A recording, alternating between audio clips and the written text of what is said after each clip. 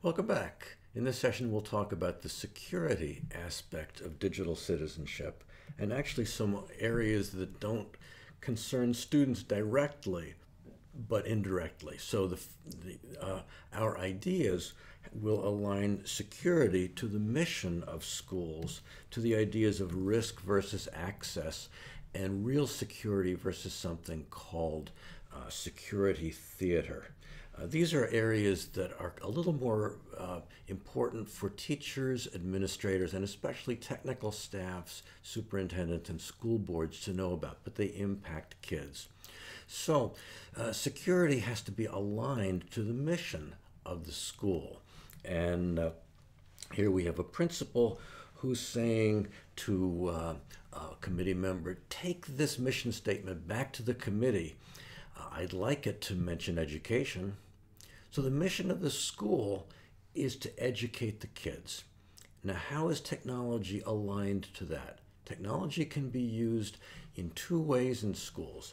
It can be used to empower students by showing them how to use powerful software, access great information sites on the web, how to use the web responsibly. And they can take these skills home and develop them. It's not something just for school. It empowers kids. Or it can be a technology of control that limits what they can do. And it's some balance between the two that we must seek. So, of course, kids use their school computers, but there's other technology that they're very, very well aware of.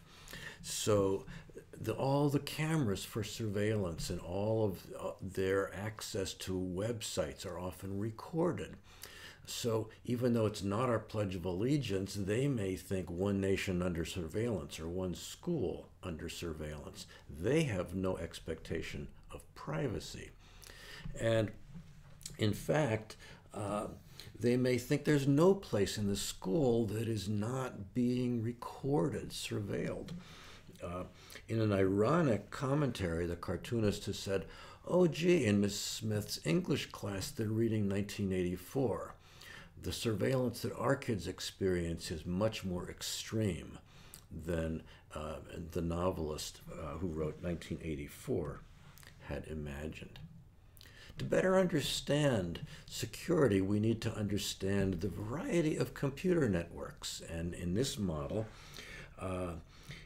we have an x-axis of increasing user sophistication. So, for example, people at home and first graders in school are relatively naive, untrained computer and technology and network users. Whereas people who are employees of business or are college students or faculty tend to be experts or trained in the specific uses they need to make of their networks and applications.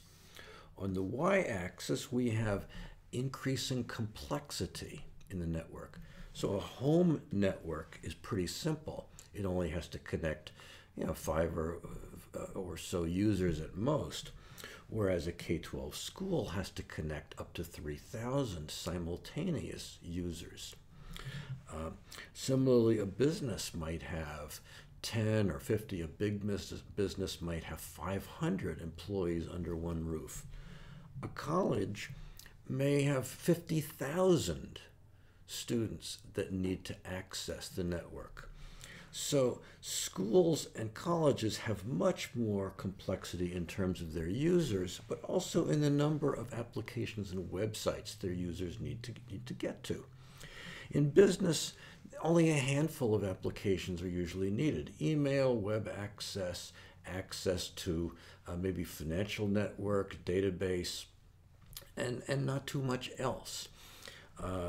In the home, access to maybe Netflix, maybe some things for education and sports networks or whatever. But in school and college, you have different applications and sites for every discipline, for English, foreign language, all the sciences, social studies. Everyone has different resources. For K-12, it's even worse. There are first grade resources, second grade, third grade, and so on. Now, the irony here is that Where do schools think they need to get experienced network professionals to help them out? Don't they go to business? So a business network professional, maybe security professional, who knows how to control a little business network with only a handful of users, under 100, is hired by the K-12 school district to design a network for thousands of users, some of them who are only 6 years old. And they've never been prepared for that. That shows up most frequently in password issues. So how can a first grader be expected to remember a weird password and username when they can barely remember their own address and phone number? So we get now to the balance of risk versus access, and the idea of what's the real threat. Risk has to do with threats that may really happen. Access is how do I get onto the network to get here? Let's have a little comparison with banks. So if I were a network professional in a bank, I would know that I have the skills to lock this bank down so nobody can get into it. But that would mean that its employees would have a really tough time getting access to what they need. And a remote user coming in, a home banker, good luck to them, because it's too hard. I'm making it really tough to get in. I'd lose my job because the bank would lose its customers. So even for a professional who has to guard the security of a bank, they have to balance that with ease of access for the bank's remote internet-based patrons. Similarly, the idea of moats versus vaults. How are schools protected? They lock the doors, they have access control. Whereas in a bank, how does a bank protect its valuables? They have a vault. So in a network, does a school try to protect the perimeter to keep anybody from doing anything within that network? Or does it just try to best protect its student records and its banking and business components? One issue is openness. So you don't have guests coming into normal businesses asking to use their network. But in schools, you do. You have guest speakers, substitute teachers, parents, all who have some right or need to access the network, to access the internet from within the protected school boundaries. So a good question to ask is, what's the openness quotient of your school's network? So one way to deal with the issue of passwords is to have a single sign-on where a given student has only one password and username to remember, and that password and username is relatively stable. It doesn't change a couple of times a year, as we see in the Dilbert cartoon, where the passwords have to be 6 characters long with numbers and letters and a mix of upper and lower case, and where there's a different password for each system and it has to change like once a month. That may seem extreme, but just last week I heard of a large local school district with a security professional as its chief technology officer. He has implemented a policy whereby all students have a separate password to access the internet and then separate passwords to access each service on there that they need. The school district is falling apart in terms of network access because neither first graders nor middle schoolers nor high school kids can keep track of all of those, that crazy, albeit perhaps secure system. It's so secure, the kids can't get on it. So the danger is that the system will not be respected. So here's a cartoon, 8-character minimum, a mix of alphanumeric. So let's try capital P password 1. The system accepts it. We've just circumvented the concept of a secure password. Do we want to teach kids to respect security or to circumvent it? And our policies lead kids in one direction or the other.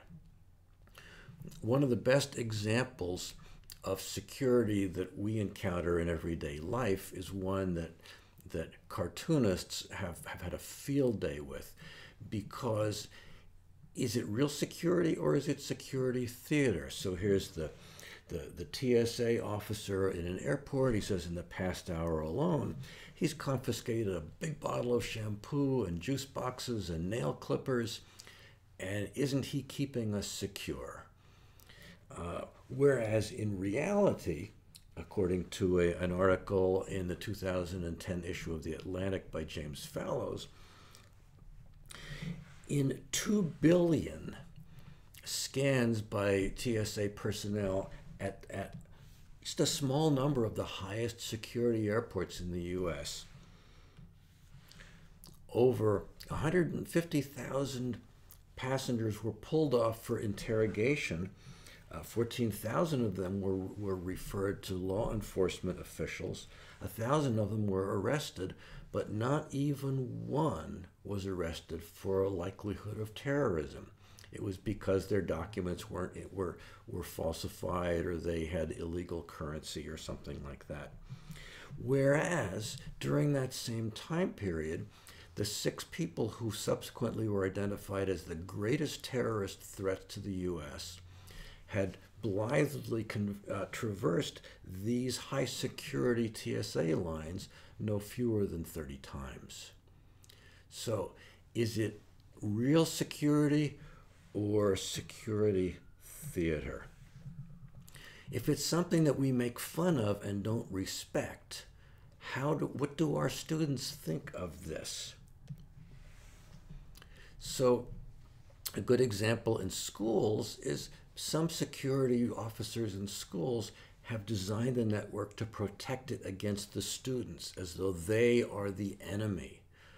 Those same schools and universities have found their bank accounts have been hacked, because in one case, a school administrator's computer was compromised by something he opened that he shouldn't have, and a threat came in there. Somebody found out how to get to the bank account.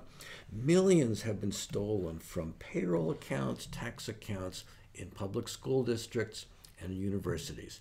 The schools and the banks blame each other, but the issue is our networks are in general not secure. Let's see more about that from the expert. Bruce Schneier, he has a blog, Schneier on Security. He's written a bunch of best-selling security books. Check him out on Schneier.com. He says, hacker tools are out there. They're not made by kids in their basement. They're made by intelligence organizations and criminal organizations. He says, we can have systems that are secure for everybody, but right now they're not. They're vulnerable to all attackers. He says, and these are his words, we can't choose a world where just the U.S. gets to spy and China doesn't, or just governments get to spy and criminal organizations don't.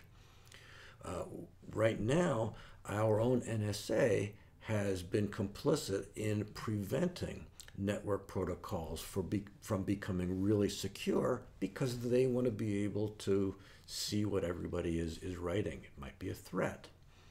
He says it's either security, and that includes privacy, or surveillance. We can't pick one or the other. Which do we value?